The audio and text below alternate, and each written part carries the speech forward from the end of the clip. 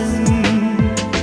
ఎప్పుడు లేని ఆలోచనలు ఇప్పుడే కలిగెను ఎందుకు నాలు నీకోసం నీకోసం ఈ లోకమిలా ఏదో కలలా నాకంతా కొత్తగా వింతగా కనిపిస్తుంది